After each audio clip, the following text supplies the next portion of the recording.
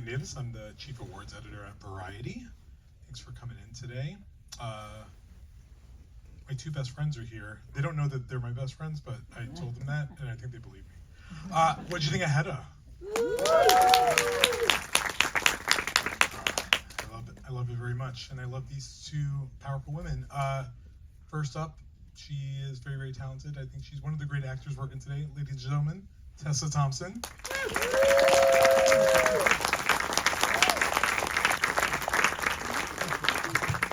And the one who brought this to life, ladies and gentlemen, Nia DaCosta, writer and director.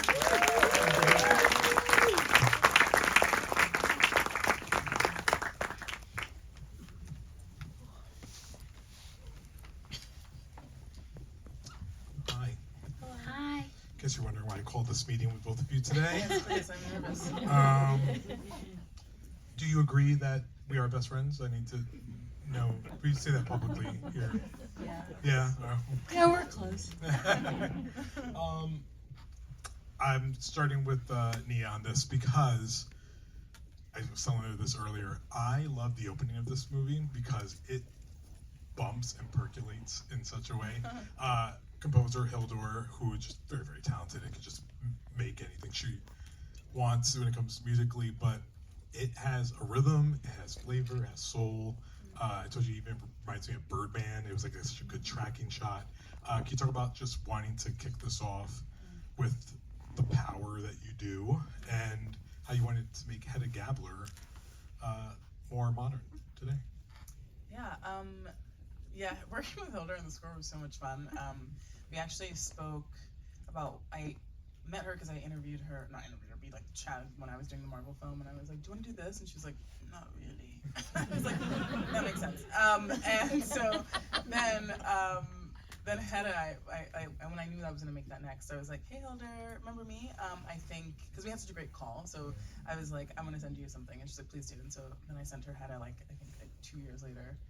And I also said, I really want to play with breath. I also want to play with breath as percussion, breath as punctuation. And she was like, percussion, And then it was drums, woods, glass, all of it. It was just wanting it to be very specific to Hedda. And so the opening, I wanted it to be sort of getting to know this woman. So, but it's not until the end of this opening sequence that you even get a close-up of her. And that was really intentional. And I wanted the music to carry us through that moment and to kind of go through this mini emotional journey to get us to, oh, this crazy woman's gonna have the party. Okay, great. And I think the music did a lot to aid that. Amazing, thank you. Tessa Thompson, I think you're a really good actor. I think you should keep doing it. Yeah. Forever. It's you're good. You're really good at it. Throughout the film, Hedda, Hedda Gabler is just one of those that we've seen done so many times. We know the story, but you jump into it with this different energy that only Tessa Thompson can do. When you got this script and you're reading through it, what most excited you about portraying this character, and what were you most nervous about in creating her? Thanks everybody for coming and watching the movie, by the way. We really appreciate it. I was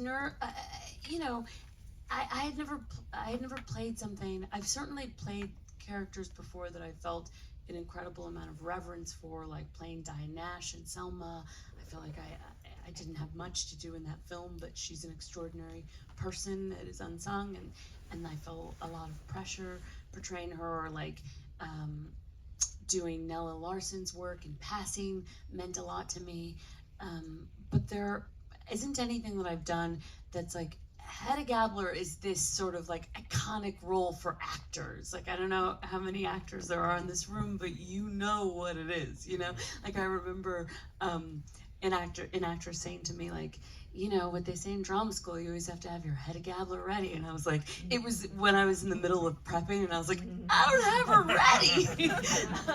I never got the note. I didn't go to drama school. I don't know, you know? So I think playing something that is storied, that people have a relationship with, that also audience members that know of the piece come with their own preconceptions around who this woman is. And I think what I knew that we wanted to do is to make something that is entirely our own, that borrows from the source material and borrows from canon, but is also her own beast and animal. And so I think sometimes I felt worried about that. Like, I remember getting into conversations with Nia where I'd be like, do we need this original thing that Ibsen said? And she's like, no, I don't think we need that. And I was like, but don't we need this? It took me a while to get my head around the fact that we were just making something that was really new. And it's funny because sometimes Hedda has been compared to like a female Hamlet, and I remember going to see Jessica Kobzanski. Hello, Tessa Thompson. Hi. One of the most extraordinary theater directors working. It was your Hamlet, I feel like. That is crazy. I was literally about to talk about your Hamlet, and then there you are. That's insane. Wow. Hi, friend. I remember going to see your Hamlet. Wow. And being in the lobby at intermission, and this guy in concessions in front of me being really upset and being like, this isn't my Hamlet. This is the Hamlet I know. Like, really mad, you know? And that's the thing about these works that are canon and these classical great works. Like, they belong to everybody, and they belong to people in such specific ways where you feel like you know that character, and if you don't see a representation of that character in the way that you imagine it, it can feel upsetting. And I've had that experience too when I've gone to see a great work where I'm like, you know, you didn't do the text justice. And that's so funny because I remember having that. But your Hamlet set me on fire, and like, that's the thing about these works is they're dexterous enough, and they should be interpreted in all kinds of ways, and also they're going to be interpreted forever, and they have been. That like, if this isn't your Hedda, there's so many other Heddas for you, like, you know. And it took me a while to wrap my brain around that. Like, I was scared about that. I was like, you want to make a work that feels like seminal and feels like it speaks to everyone, and the truth is you're never going to make a work that like is a real work to you if it's going to speak to everybody, and that's just the case. And that's the case for anything, but it's especially the case for this kind of work. So that was the most challenging thing in the beginning, and throughout, honestly. That was the challenge, to get over that. But it's just such a, you know, pleasure to get to work on something, and to work on something with a real, you know, point of view, and that was a gift. That's a really good trick. Can we try that now? Be like, oh, we want a new president, Barack Obama? Crazy. Thought it might work. Never mind. Sorry, guys. Also, I don't know if you guys peeped the little thing that Tessa did, because I call. Do you remember when you went to school and you had that student? So like, I didn't study for the test and they got 100. So she threw out before. She was like, I didn't go to acting school. I'm just like really naturally great at this. So I just want to point out that you know, you were just one of those kids in class. But Nia DaCosta, I get so excited when you make stuff because I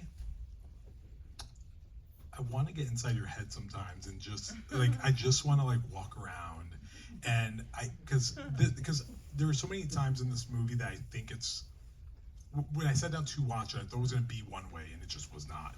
And it's so, in the like least condescending way I can say, it's like it's so pretty. It's like the prettiest movie. Like it's not like it just has like this swag about it, and I love it. You have a great artisan team that you assembled here. How do you storyboard? Where do you start and say, I'm going to make it this way? Did you already know what this would look like as soon as you signed on to do it? Usually I'm gonna make a real effort to speak slower, by the way, because I've had it before where they're like, please speak slower, Nia. They're signing, please. So I'm really gonna. I'm like, will you speak slower sometimes? I know. I think a lot of people would appreciate it. So if I sound slightly unnatural, which to you might just sound normal, I will. Oh wait, I think I came back. Can you hear me? Yeah. She said no. She said, are you crazy? Delusional. So usually I am very clear about the. Oh, thank you. I'm so tired, guys. I'm on London time right now. I'm just like, ooh, where am I? Usually I'm really clear about the visual of a film. Because usually it's influenced by character, and I work with Sean Bobbitt a lot. This is our second of 3 movies we did back to back together, and we have a similar energy where we're just like, what can we do that's different? What can we do that's new? And so with this, I knew a lot about what it would look like, but I also knew that we would be trying to create something neither of us had seen before necessarily, because we didn't want it to look like a period piece in the way that we're used to period pieces, because we're already playing with so many tropes like the English country house, the murder mystery, the 1950s, all these spaces that in film we're so used to having images of, and I wanted it to feel very specific to Hedda and this character. And so in talking to my department heads, Sean Carabrower, the production designer, Lindsay Pugh, the amazing costume designer, our grip Gem, where I will be like, what if the camera did this and went upside down and did a circle? And he'd be like, oh cool, I'll build something. And so those are the conversations I'm having with him. Our amazing Steadicam operator Simon, like, he's involved in those creative conversations. So there'll be some days during rehearsals where the way I rehearse usually is like I'm with the actors, we figure something out, I bring Sean in, we talk about shots, and then sometimes we'll be like, oh, let's bring Simon in, because we want to make sure, is he gonna be able to get into this corner, that corner? Is the light gonna, like, is there gonna be a shadow? So it's like building. It's like having this idea, then building a bunch of references that aren't film references, like trying to, like, we used this painter Hammershoy. He's a Danish painter, I want to say, and he was a big influence in terms of the look, a lot of photography, and then we just let the house and the actors sort of guide us as well. But I knew I wanted it to be beautiful. But I tend to love terrible things happening in beautiful places. I mean, that's just like how the world is, because the world's a beautiful place where horrible things happen, and I think that's true. And also Hedda is a character who is so beautiful, like her beauty is so important to her character, but she does horrible things, and horrible things are done to her, so I thought it made sense for the character and for the movie. Yeah. I have to note something about Sean Bobbitt, and I've always complimented him on this, one of the great cinematographers of our time, and say this as like a half Puerto Rican, half black man. He is one of the few DPs that I feel like knows how to light dark skin in film. 12 Years a Slave is like such a great example of that. Judas and the Black Messiah, like he knows how to light a movie beautifully, and I'm just a big fan. I'm glad to work with him as much as you want. Can we talk? Can we talk about Nina Haas? Who found out I was coming in and then left. She's on a plane right now. She's not on my watch. She was like, I'm not gonna hang out here. It's funny. I was talking to her right before the screening, and I was like, Nina, you're really good again, because she's, if you've ever seen Barbara, she's great at Barbara. She's fantastic at Tar. And she was like, in this, Phoenix, yes, Phoenix was great. And she was like, finally people are gonna know that I'm funny. And I was like, do people not know that? And what also like a weird one to just like say this is like the real big goal of it. What did you both witness about Nina on set? Because she brings such like positive energy. She's like a little beam of light, but she really goes for it in this movie. Is she just as perfect as we expect her to be?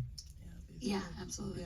Yeah. It's actually, I mean, you have a different vantage point because you're inside of it with her, and I'm on the outside being like, I have an idea, But that positivity, that like light that she has, she goes to really dark places in the movie, and and watching her prepare, and she listens to, I don't know what it was. You didn't know, you don't know either yet, right? Or did you find out? No, I was gonna ask her.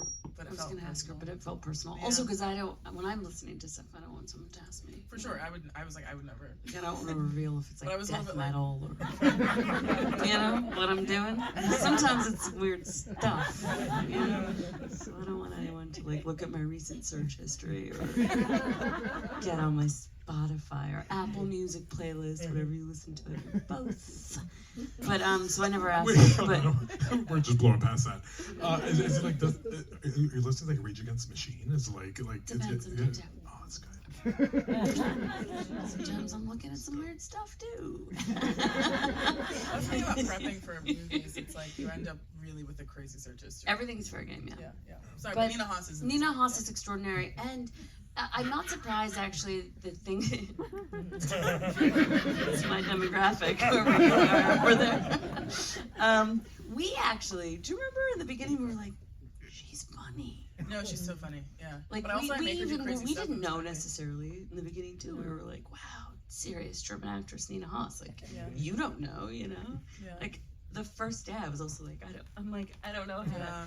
And then once she was in costume, I didn't know where to look. Like, you know what I mean? It's like, This is actually true. There was This is a true. day I was where like- Tessa like You could have looked couldn't- directly at her. She couldn't handle. yeah. the Also because our situation. height, I was just like right in the zone, and I was like, Nina, I'm sorry. It was great. Funny.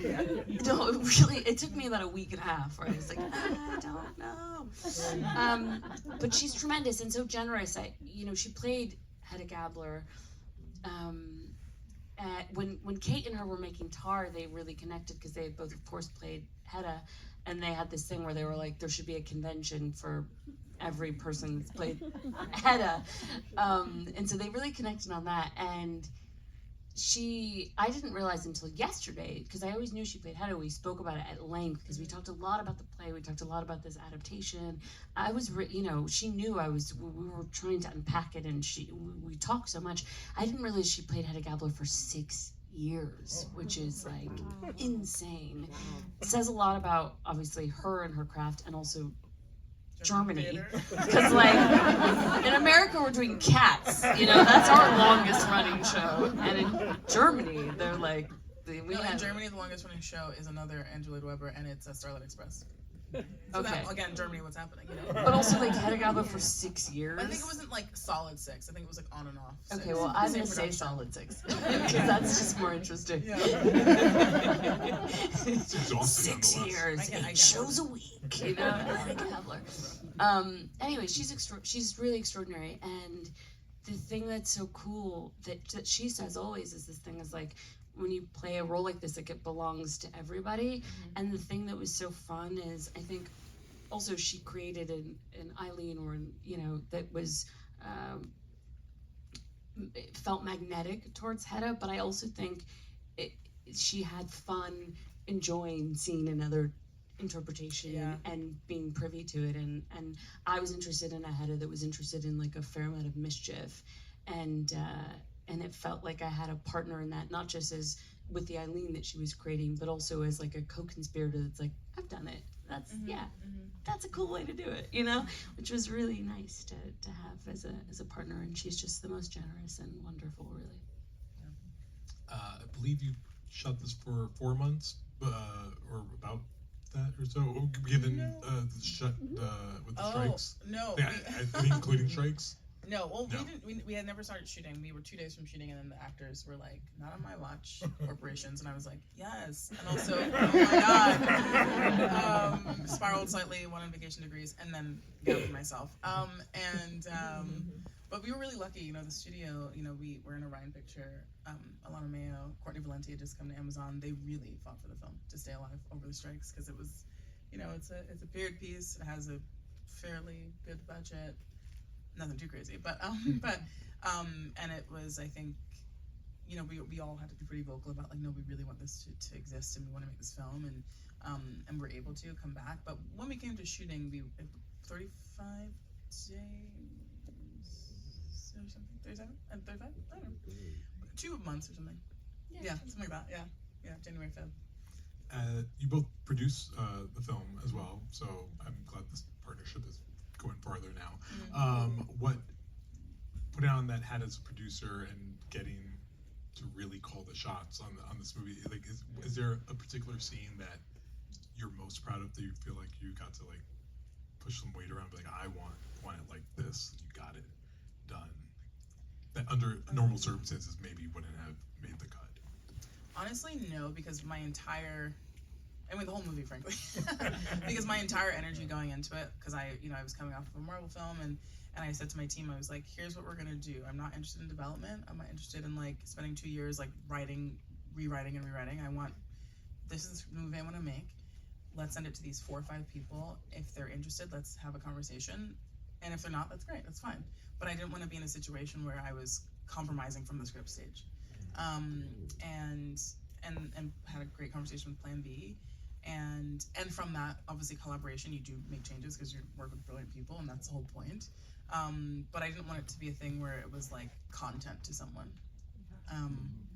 And to talk to them, to Jeremy and Dee Dee, and for them to like really get it and to ask really great questions that led to like changes in the script actually, it was just phenomenal. Those are the kind of collaborators I look for. There were technical things like as a producer where I was like, maybe a different person would have been like, just don't do it, it's too hard. But like for example, the chandelier drop. This house is built in 1789. It's been the same family the entire time. Sir Robert Hildyard is the owner of the home, and it's listed. It is a like historical landmark, and we wanted to drop the chandelier, and they basically were like, it is illegal to damage this house, so how are you going to do this? So we had to actually build in the orangery. We had to build a floor that the chandelier could drop on. We had to put plexi up over that's all original glass, all original stone. We had to, I think, build in part of the fountain as well to make sure nothing got damaged, because this is like all 300-year-old beautiful architecture. And we had so many meetings, and at one point I was like, are you telling me this is impossible? Because if you are, cool, but it doesn't sound like you're telling me it's impossible, so let's find the way. And that's my producerial input contribution. We also technically couldn't lean on things in the house. The fireplace. And I love to lean. I'm like a big leaner. So that was, for me, I was like, ooh, ah, ooh, Yeah. So I just would never lean in rehearsals, but then, On the day. I'd be like, We couldn't drink water in the house except for one room, the dog room, where the dogs lived. Not while we were shooting, but yeah, it was really a gift to that house, but also like we had to be so careful. My mind is going to, I have children, and they couldn't be in that house. Like there's nothing that they could do. and actors are essentially. Yeah, same thing. Yeah. Exactly. Listen, I didn't say it. You both come from two of the best coasts, West Coast and East Coast. Just pointing that out, sorry guys. And you both, I feel throughout your career, and why I kind of love you both, is that you're both in love with movies, and you're in love with cinema, you're in love with art, and we're able to get movies like this on a big screen. Like I'm so excited for people to watch this on a big screen, and you should go to watch everything on big screens if you can. What is it about movies that you love personally that is reflected in Hedda that makes you just love it even more? There's gotta be something to the core bones of you. I love the way that you can explain in only cinematic language the way that sometimes the viscera of moments feel. It's like this thing when you say like that we talk about it sometimes where we say like it feels like time stood still, and the way that you can actually visualize that in cinematic language. Like one of my favorite sequences in the film, I always imagined that it was really important the first time that Hedda sees Loveborg enter and Nina's entrance in the film and what that feels like, because there's been so much conversation about her previous, and the whole axis of the film sort of spins, and film really begins in my mind when she enters in a way. And so I knew that it was important in performance to have this sense of history this sense of love and attraction and this feeling that I imagine everyone in the room has felt at some moment, where like you see someone and they just have a hold on you in some kind of way. And I can express that in performance only so much, and also the lensing has to help me and explain that viscera with me. And I just love the way that film can do that, you know, that you can figure out with whatever special lens you create or whatever it is, but you can like have a feeling where you can like suspend time in some way through the language of film, and that for me has always been the thing that's so profound. And I feel like that's one shot in this film where I'm like, all right, film, you know, like that's what film can do, can do that, can explain the things in some sort of visual, and you know, with the viscera that we feel, it's just beyond language, because we don't speak in that thing, and I feel like 1,000 words are said. Yeah. I just saw Tampopo for the first time, which I know is one of your favorite films. I've been yeah.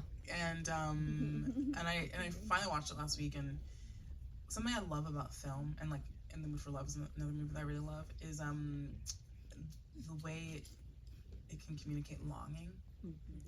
And there's a scene in Tampopo, maybe this is more a sensual thing than longing, but if you've seen it, there's a scene with an egg yolk that is, I remember just like defensively watching the film, and all of a sudden my mouth is open the entire time, like, what is happening?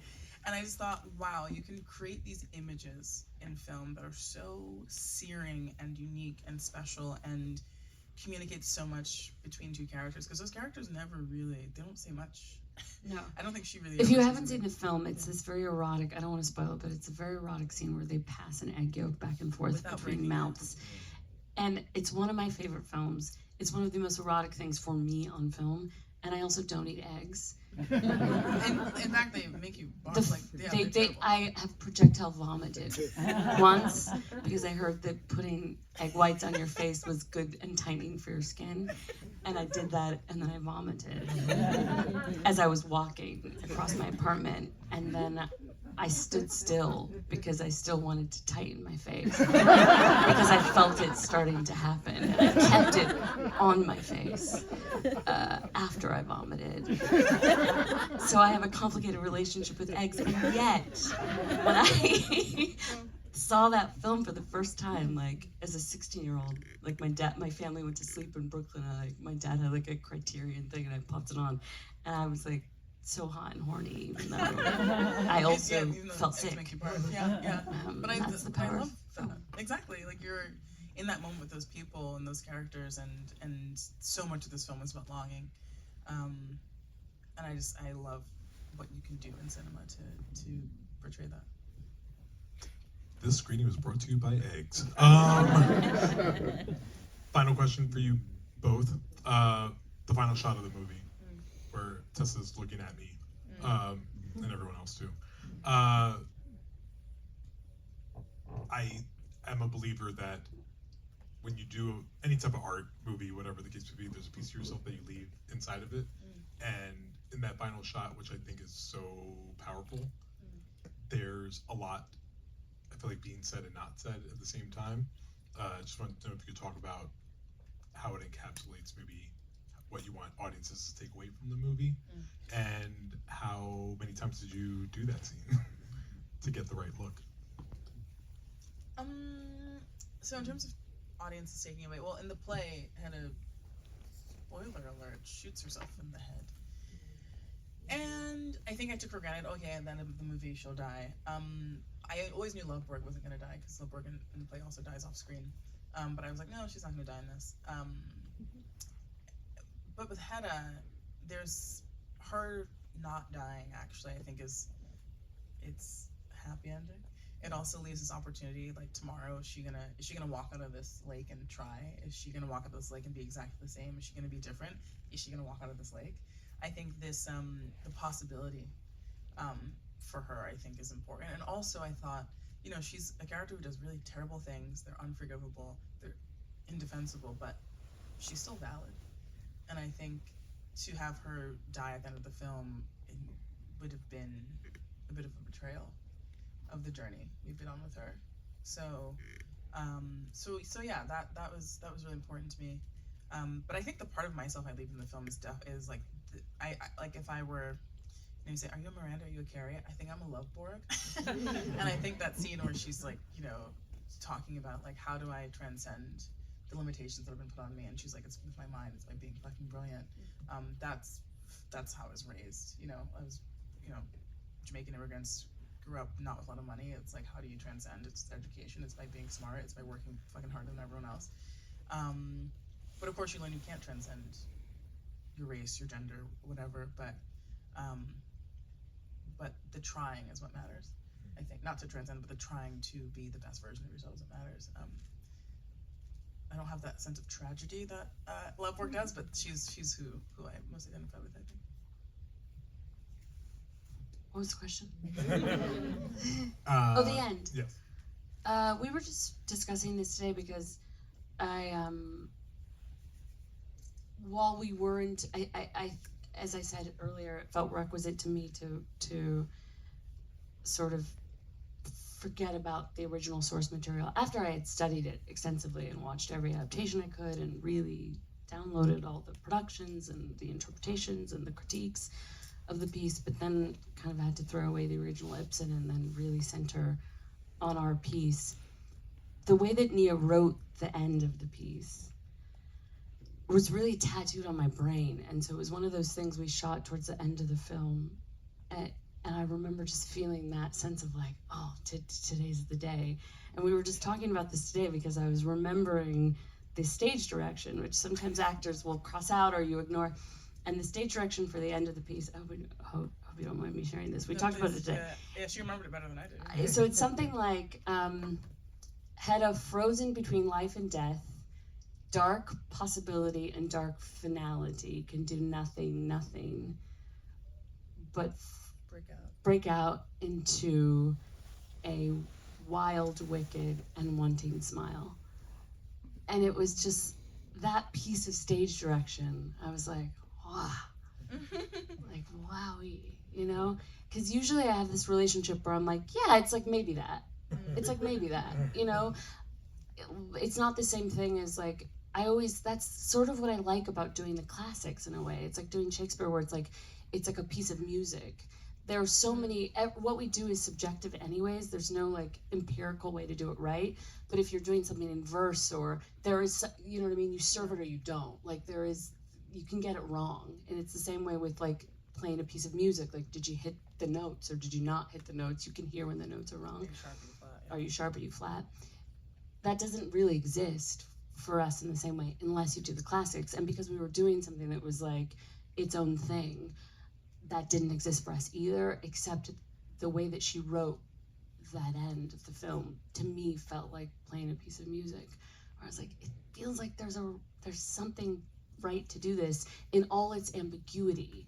There's a right way to hold the ambiguity, and that to me was like the beautiful challenge. It felt like playing a piece of music, and I was so excited and so nervous and so just like fired up to play the end of the film because I just loved the way that she wrote it. Give me a high five, you writer. Look at that. This is amazing direction. No, I also didn't know that until like last week. That you remembered that, and like there was another thing. Like I was like, oh. I told you it was tattooed on my brain. I wasn't being hyperbolic. I really like haven't been able to forget the way you wrote that. I also was like, I wouldn't have used. Yeah, today I said it out twice. loud, and she was like, I don't think I used dark twice, and then I was like, let me get the script. And I was Yeah, like, no, she you was. did, You but did. I know it you on did purpose. because you did on purpose. Because you also used nothing twice. And I was like, wow, I really was like punctuation, alliteration. And it worked for me. And I had an underline on it. Oh yeah, she underlined smile, which I think was her way of being like, you could ignore everything else, but you're gonna smile at the end of this film. So then I was like, okay, here it comes. Well, good job, you two great filmmaker ladies. So You. much. I think you're amazing. I think Hedda is amazing, and Thank you so much. I can't wait for the Hedda universe to build out. Guys, I'm going to ask you, because they have to run, you're going to stay seated. You're going to clap while they leave, but, No. but stay seated. But thank you for coming tonight. Thank and tell you, everyone to guys. see Hedda. Thank you. Thank